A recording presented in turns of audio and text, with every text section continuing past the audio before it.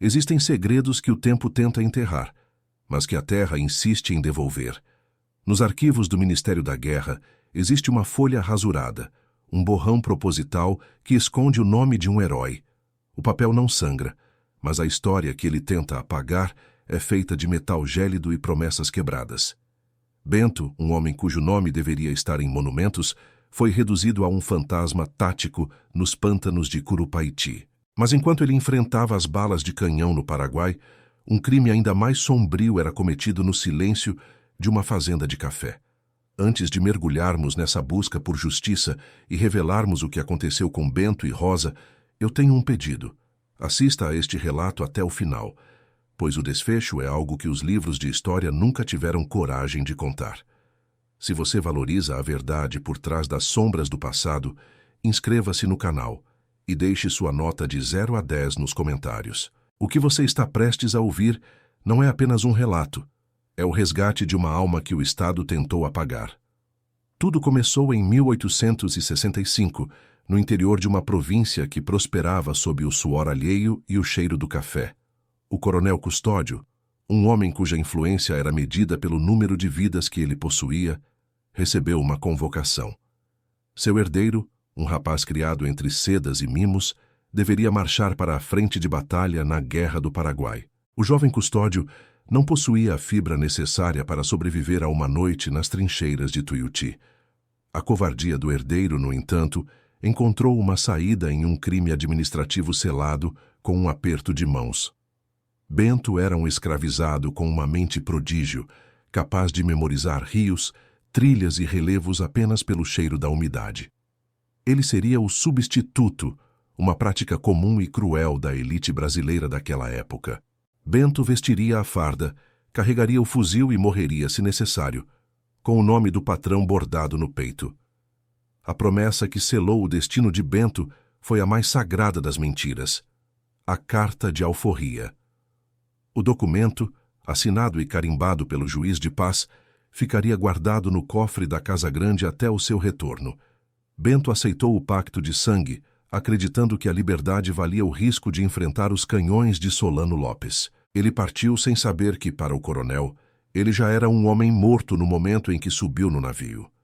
Enquanto Bento se transformava em uma lenda invisível nos campos de batalha, a tensão crescia na fazenda. Sua esposa, Rosa, não era uma mulher que aceitava o silêncio como destino. Ela sabia do documento. Ela viu o brilho da esperança nos olhos de Bento antes da partida.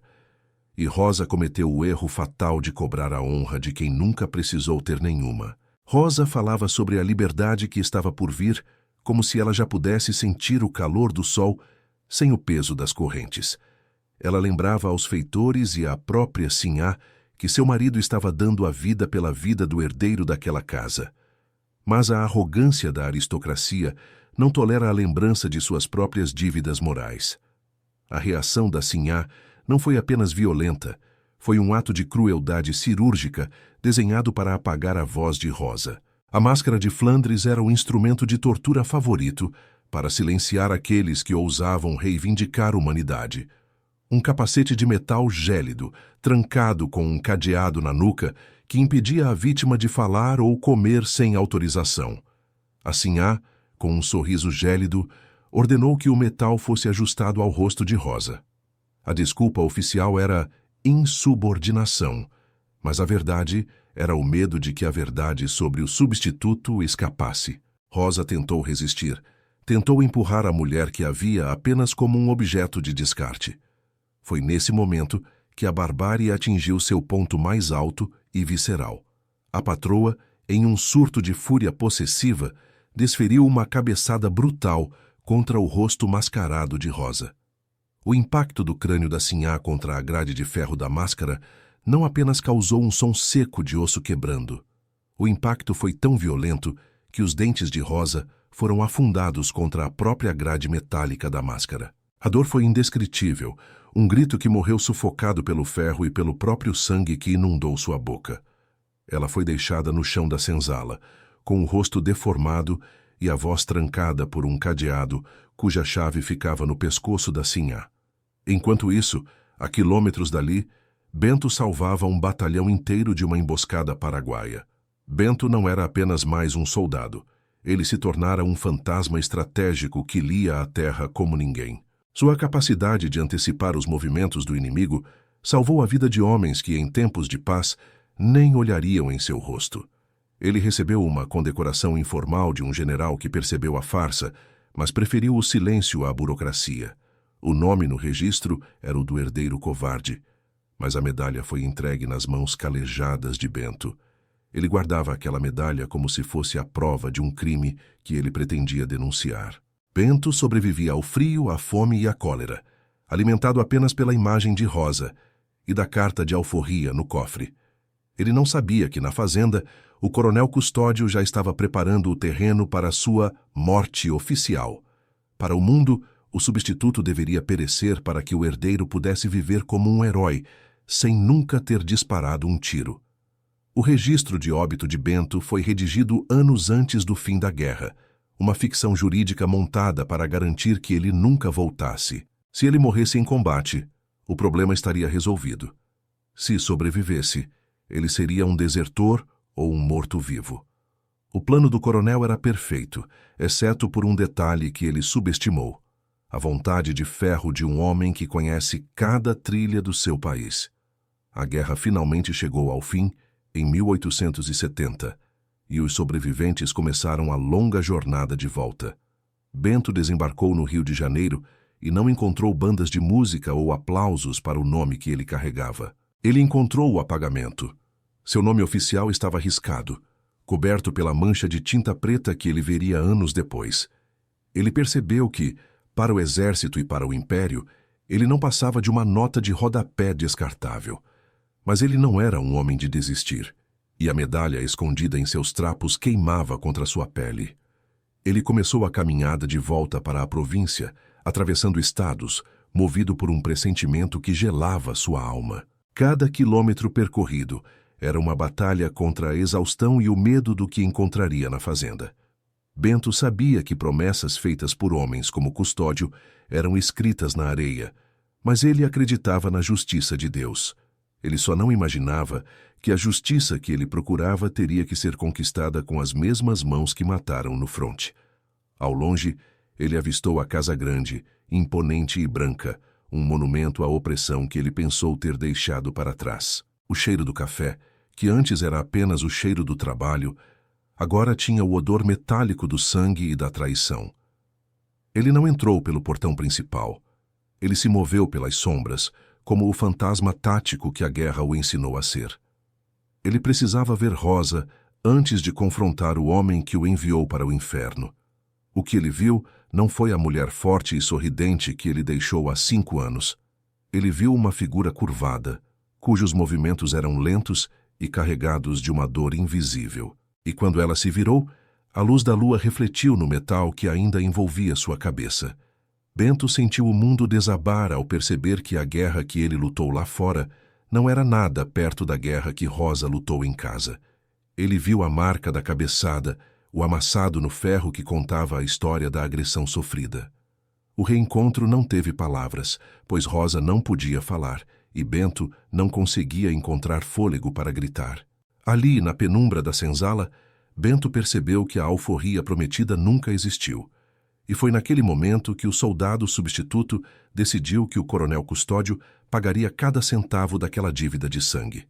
O metal frio da máscara de Flandres não apenas silenciava a voz de Rosa. Ele roubava o ar e a dignidade a cada respiração curta e metálica. O som do cadeado se fechando na nuca de sua esposa foi o barulho que mais ecoou na mente de Bento naquela noite de retorno. Ele estava parado na penumbra, um herói de guerra coberto de cicatrizes, observando a mulher que ele amava transformada em um objeto de tortura. A face de Rosa estava marcada pelo impacto daquela cabeçada covarde, o metal da grade afundado contra o que restava de seus dentes. Bento percebeu que sua luta nas trincheiras de Curupaiti havia sido um passeio no parque comparada ao calvário doméstico de Rosa. Cada vez que ela tentava engolir, o ferro roçava na carne ferida, um lembrete constante de que sua vida pertencia aos caprichos de uma sinhá cruel. O reencontro foi um diálogo de silêncios. Ele, o morto-vivo que o Estado queria apagar, e ela, a viva morta que o metal tentava calar. Mas Bento não era mais o homem que partira 5 anos antes. Ele agora possuía os olhos de quem viu o fim do mundo e sobreviveu. Na Casa Grande, o coronel Custódio celebrava a paz e o retorno do filho, que desfilava com fardas impecáveis pela vila, fingindo heroísmo. Para o coronel, Bento era apenas um fantasma conveniente, uma ferramenta que cumpriu sua função e que deveria ter ficado enterrada no pântano. Ele já havia subornado oficiais e falsificado registros, garantindo que o nome de Bento nunca mais fosse pronunciado em documentos oficiais. O plano era simples. Se o escravizado aparecesse, seria tratado como um impostor, um desertor ou um louco que roubou a farda de um herói. O perigo para Bento dobrou de tamanho quando o coronel soube de um vulto que rondava a senzala durante a madrugada. Custódio não era homem de deixar pontas soltas, e a presença de um sobrevivente era uma ameaça direta à reputação de sua linhagem. Ele convocou seus homens mais cruéis para uma caçada silenciosa dentro das suas próprias terras, com ordens de atirar para matar. Bento agora era caçado no solo que ele conhecia melhor do que ninguém, mas ele tinha uma vantagem que nenhum capitão do mato possuía. Sua memória cartográfica, a mesma que salvou regimentos inteiros da artilharia paraguaia, agora era sua maior arma de defesa. Ele sabia onde cada raiz se projetava, onde a terra era mais fofa e onde o som do riacho abafaria seus passos pesados. No entanto, a estratégia de sobrevivência não era suficiente. Bento precisava de algo que destruísse o coronel de dentro para fora. Ele precisava daquela carta de alforria, o papel que o coronel jurava ter queimado diante dos olhos de Rosa. Através de gestos angustiados e do brilho de inteligência que a máscara não conseguiu apagar, Rosa entregou a Bento o segredo final. Ela não havia apenas cobrado a promessa. Ela havia agido antes que o silêncio forçado caísse sobre ela como uma mortalha. Naquela tarde fatídica, antes da cabeçada que destruiu seu sorriso, Rosa conseguiu algo que o coronel considerava impossível. Ela sabia onde a chave do cofre era escondida e, num momento de descuido da Sinhá, ela não buscou ouro ou joias. Rosa buscou a verdade, o documento que garantia que Bento era um homem livre antes mesmo de disparar o primeiro tiro na guerra. Ela escondeu o papel com a precisão de quem sabe que aquele pedaço de pergaminho valia mais do que todas as terras da província. A agressão da Sinhá não foi apenas por palavras ditas, mas pelo medo de que Rosa soubesse demais sobre os crimes da família. O documento estava lá, protegido pela umidade e pelo segredo, esperando pelo homem que atravessou o inferno para buscá-lo. Ao abrir o papel, Bento sentiu o peso de cada ano de escravidão e cada mês de trincheira desabar sobre seus ombros. Ali estava a prova de que o coronel Custódio era um traidor da pátria, alguém que enviou um homem livre para lutar no lugar de um covarde. Mas possuir o papel era apenas metade da batalha. Ele agora precisava levar essa prova até alguém que não pudesse ser comprado. Bento sabia que o juiz de paz local comia na mesa do coronel e que o padre devia favores a Sinhá. Ele precisava de um palco maior, de um escândalo que a sociedade da província não pudesse simplesmente ignorar ou enterrar. Foi então que a estratégia militar de Bento se fundiu com seu desejo de justiça pessoal, criando um plano de ataque sem precedentes. Ele não atacaria a fazenda com força bruta. Ele atacaria o que a aristocracia mais prezava, sua imagem de honra e moralidade. Ele preparou o terreno, usando as trilhas que conhecia para enviar mensagens silenciosas a quem realmente interessava. Bento sabia que nem todos na vila eram leais ao coronel por amor.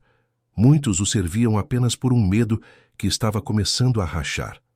Ele usou sua rede de contatos invisível, os homens e mulheres que lavavam a roupa e serviam o café na Casa Grande. A notícia de que o herói morto estava vivo e portava segredos explosivos começou a correr como um incêndio em palha seca. O coronel sentia o cerco se fechar, mas sua arrogância o impedia de ver que o inimigo não estava mais no mato, mas dentro de sua própria mente. A crueldade continuava. A máscara permanecia no rosto de Rosa, um troféu de metal que a Sinhá exibia como prova de seu poder absoluto. Cada vez que a grade batia contra os dentes quebrados de Rosa, assim sentia um prazer doentio em saber que o silêncio era definitivo. Ela não sabia que Bento estava assistindo a tudo, escondido entre as cortinas pesadas do salão principal, esperando o momento exato. O soldado que mapeou o Paraguai agora mapeava os horários e as fraquezas de cada habitante daquela casa amaldiçoada. A tensão na fazenda era tão densa que podia ser cortada com uma lâmina. Os escravizados mal ousavam respirar com medo da explosão iminente. O coronel Custódio, sentindo a pressão invisível, ordenou que Rosa fosse levada para o tronco. Não por erro, mas para atrair Bento. Ele sabia que o homem que voltou da guerra não suportaria ver sua mulher ser chicoteada enquanto carregava o peso da máscara. Era uma armadilha clássica de campo de batalha, desenhada para forçar o inimigo a cometer um erro por desespero emocional. Bento viu Rosa ser amarrada, viu o brilho de deboche nos olhos do coronel, que assistia de camarote da varanda da Casa Grande. O feitor levantou o braço, o couro do chicote cortando o ar com um som que parecia um tiro de fuzil. Mas, antes que o primeiro golpe atingisse as costas de Rosa, um som diferente paralisou a todos os presentes no pátio. Não era um grito, nem um tiro, mas o toque metálico e rítmico de algo que não pertencia àquele ambiente de tortura.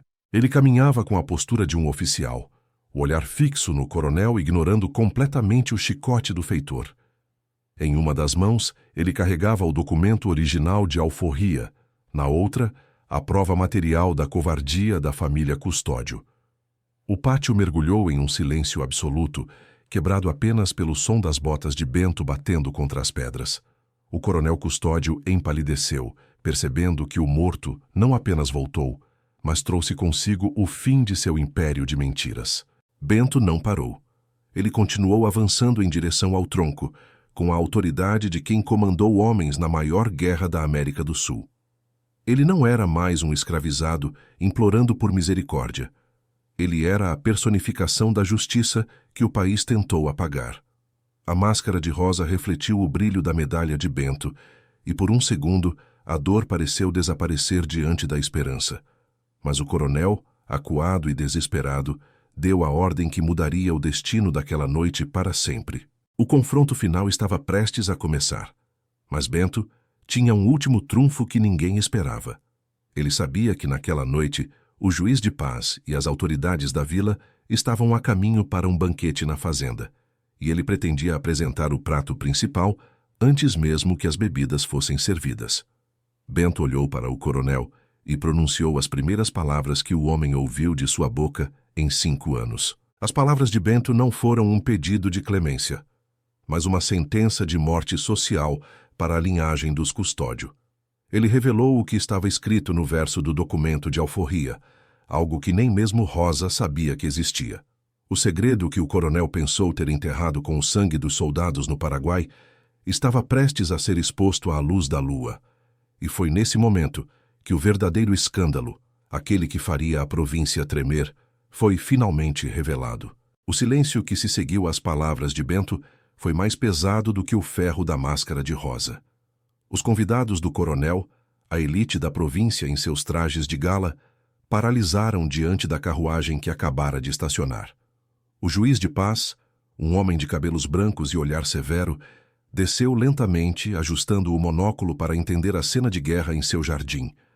Ali, diante de todos, estava um homem que a lei dizia estar morto, vestindo a farda de um herói que a lei dizia ser outro. O coronel tentou articular uma ordem, um comando para que seus capangas abrissem fogo e enterrassem a verdade ali mesmo. Mas os homens armados, acostumados a caçar escravizados indefesos, hesitaram diante da postura de comando de Bento. Bento não gritava. Sua voz era baixa, carregada com a autoridade de quem guiou batalhões através do fogo cruzado. «Senhor juiz», disse Bento, estendendo o documento, «leia não apenas o que está escrito, mas o que tentaram apagar». O documento de alforria, que Rosa salvara das chamas, continha um segredo que o coronel pensou ter levado para o túmulo de Bento. No verso da folha, em uma anotação feita sob coação e desespero, o antigo tabelião havia registrado a natureza da substituição. Estava lá com selo e rubrica: a confissão de que o herdeiro dos Custódio nunca pisou no Paraguai. O crime não era apenas moral, era um crime contra o Império, uma fraude militar que poderia levar o coronel à ruína total. Assinhá, percebendo que o castelo de cartas estava desmoronando, tentou recuar para dentro da casa grande. Mas o olhar de Rosa, por trás daquelas frestas de metal, a perseguia como uma maldição viva. Bento caminhou até o tronco, a faca de combate em punho, e com um movimento preciso cortou as cordas que prendiam sua esposa. Ele não olhou para o feitor, que recuou como um animal acovardado diante de um predador superior. A chave, exigiu Bento, voltando-se para o coronel e Assinhá com uma calma que era mais aterrorizante que qualquer grito. Assinhá tremia tanto que o som das chaves batendo em seu pescoço era audível para todos os convidados. O juiz de paz, percebendo que o escândalo era público demais para ser abafado, fez um sinal para que seus próprios guardas se aproximassem. A reputação da família Custódio, construída sobre séculos de sangue e mentiras, evaporou-se em um único minuto de exposição. Quando a máscara de Flandres finalmente caiu no chão de pedra, o som foi seco, como o fim de uma era. Rosa respirou o ar da noite sem o filtro do ferro pela primeira vez em anos, embora seu rosto carregasse a marca eterna da agressão. Seus dentes afundados e a cicatriz na testa eram provas mudas que nenhum advogado ou suborno poderia apagar. Bento a sustentou em seus braços, não como uma vítima, mas como a verdadeira sobrevivente de uma guerra que ninguém queria ver. Fique com o ouro, disse Bento para o jovem pálido que o observava.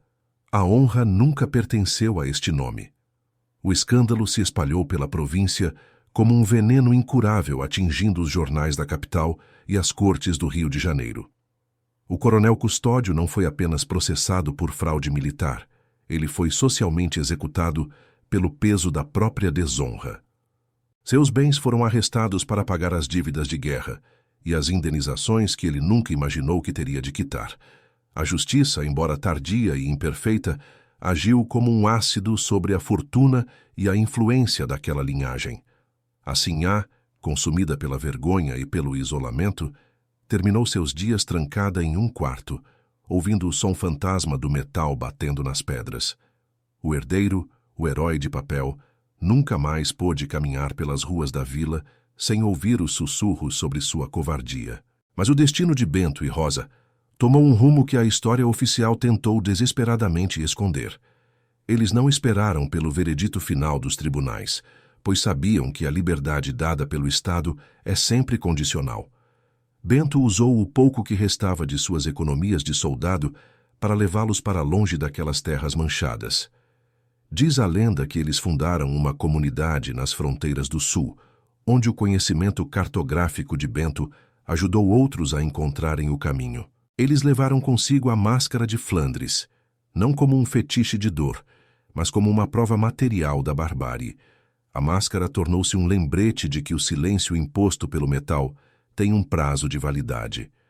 Bento nunca permitiu que o Estado reescrevesse sua história. Ele manteve o registro original escondido, passando-o para as gerações seguintes. Nos arquivos oficiais do Ministério da Guerra, o borrão de tinta preta permanece sobre o nome do 7º Batalhão. Eles tentaram apagar o homem, mas acabaram criando um mito que sobreviveu aos séculos. A história de Bento e Rosa é o lembrete de que a verdade tem raízes profundas demais para serem arrancadas por uma caneta oficial. Cada vez que você ouvir sobre um herói anônimo, lembre-se do homem que desenhava rios pelo cheiro da terra. Cada vez que você vir uma cicatriz de injustiça, lembre-se da mulher que guardou a alforria no coração enquanto o metal lhe roubava a voz. Eles foram apagados do papel, mas estão inscritos no DNA de um país que ainda luta para encarar seu próprio reflexo. O caso do substituto de Curupaiti permanece como uma das maiores fraudes descobertas do período imperial. Uma prova de que, mesmo nas sombras mais densas da escravidão, a inteligência e a coragem podem dobrar o destino. Bento e Rosa morreram como pessoas livres, em uma terra que eles mesmos mapearam e conquistaram. A máscara de metal hoje é apenas pó, mas a lição que eles deixaram ainda ecoa nos silêncios que ousamos quebrar. Esta foi a jornada de um homem que foi à guerra para salvar quem o escravizava e voltou para libertar quem ele amava. Se este relato tocou você e revelou um lado da nossa história que raramente é contado, deixe sua marca. Dê uma nota de 0 a 10 para este caso nos comentários e inscreva-se para não perder os próximos mistérios do nosso passado. A justiça pode demorar, mas como vimos na história de Bento, ela sempre encontra um caminho através do pântano. Obrigado por nos acompanhar até o fim deste segredo.